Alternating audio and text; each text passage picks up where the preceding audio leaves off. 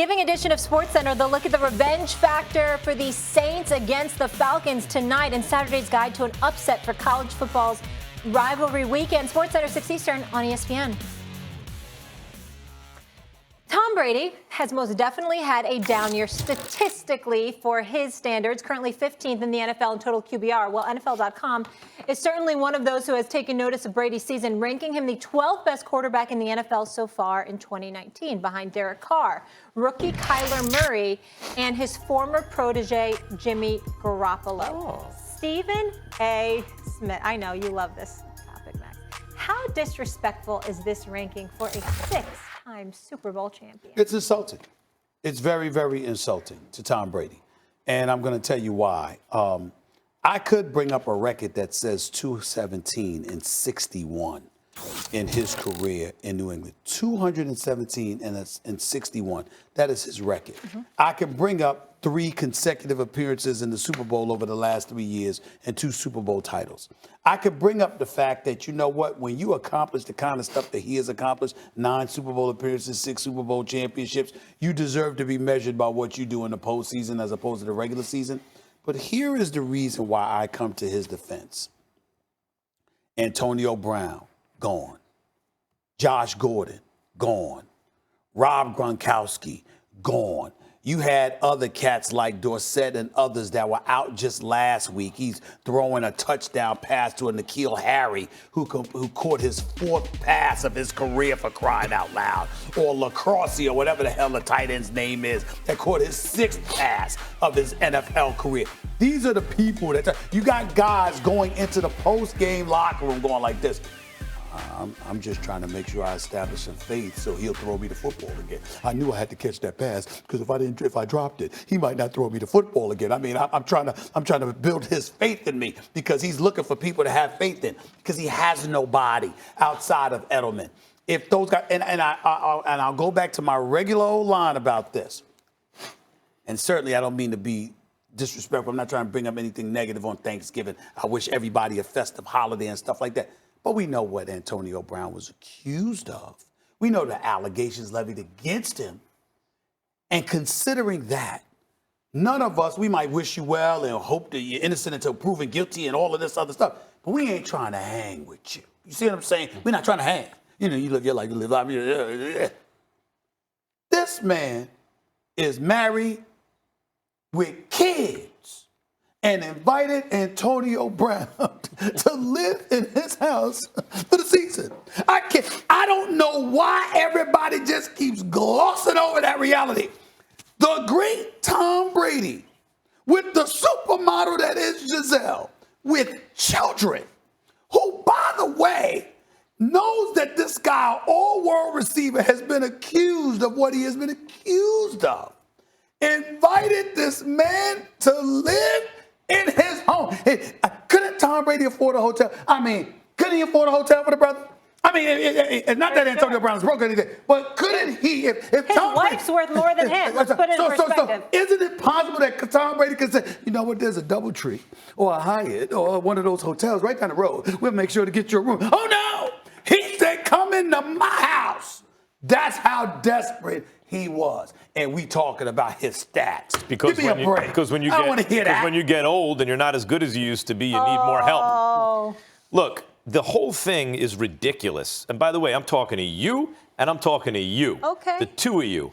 The whole respect based on resume is meaningless. It does mean in the clutch, if you're shown to be clutch, which Brady obviously has, that you can trust him under pressure to maybe play above his head. I agree with that. Was going to be way above his head at this point. What? You know why Joe DiMaggio, one of the greatest baseball players who ever lived, you know why he retired? Because he found a scouting report on him in 1951. He read the scouting report, and he was like, because no one's going to tell him the truth. Like, you suck. Like, no one's going to tell that to Joe DiMaggio. But he found a scouting report on him. And when he read it, he was like, oh, I can't keep playing.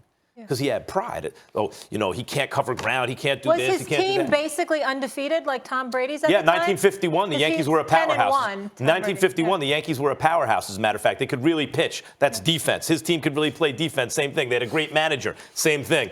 You know, Casey Stengel. Same thing. They have a great coach in Bill Belichick. Yes, the answer is yes. Okay, good. And But DiMaggio had fallen off a cliff, Molly. Oh, the And the cliff. thing about- What happened to the and the- gentle slope? And the thing about Tom Brady is he can still throw a ball hard, right? They measured the miles per hour and all that. But at this level, split-second differences in reflexes, which is really what happens when you get older. It's why boxers start to get knocked out when they get older. The split-second differences in reflexes, it's all the difference. His reflexes are not the same anymore. He doesn't. By the way, nothing to do with His receivers not being open. Huh? by the way, so we turn around and we find ourselves in a world where Stephen A. says, I'm not going to judge Tom Brady on the regular season. To call him not elite? Oh, really? I'm accused of moving the goalposts? He's not 80 years old. His reflexes? I'm accused of moving. Yes, reflexes. I talked about I think tennis players are done when they're. I talked about the personnel he's working with. That's what I said. But Go ahead, Damien. You're the former Patriot. You're so disrespectful. Nah, come You really are. Why do you hate that man so much? You really I'm do. telling the truth.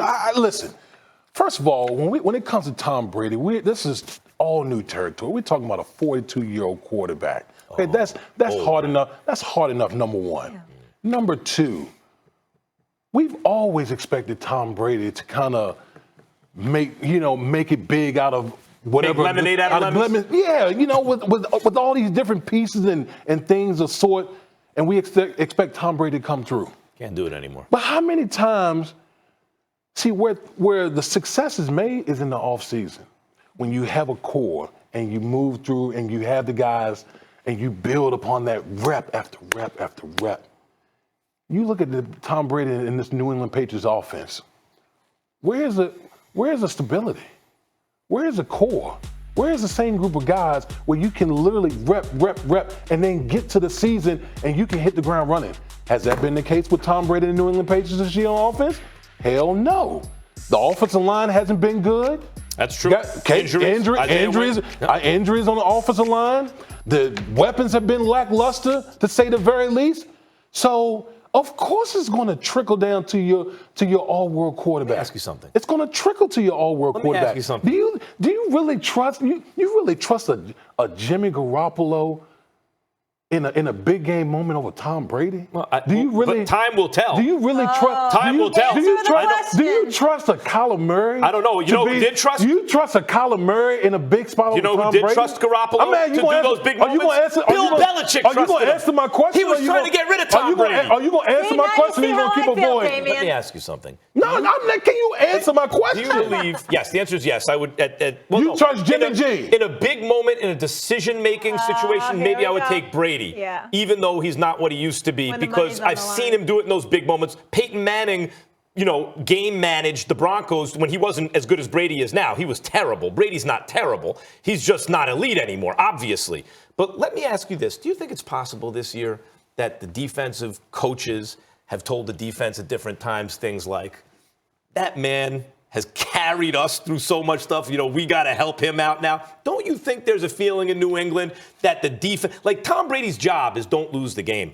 That's a game manager. Don't lose the game. We have a great defense. Don't lose the Fortunately, we have game. to get a commercial break in because It's not disrespectful. It's describing reality. Hey, Max, have you ever heard of N'Keal Harry? Yeah. You just heard of him, right? He's a rookie, right? Have you ever heard of this kid, Jacoby Myers? Yeah. Not Jacoby N. Myers. Yeah, Jacoby Myers. Yeah. Have you ever heard of him? Yes, no, I know what you mean. Yes, he's working with very little, but he's done that before. All I'm saying, no. He's worked with veterans before who were not considered all-world, but he was familiar with. Not new dudes he never played with. Okay, that's fair. Is he elite? England? Is Tom Brady elite? I think he still would be if he had his weapons. But he's not, is he? New England is at Houston Sunday. It'll be Bill O'Brien, Bill Belichick's former protege, against Happy Thanksgiving.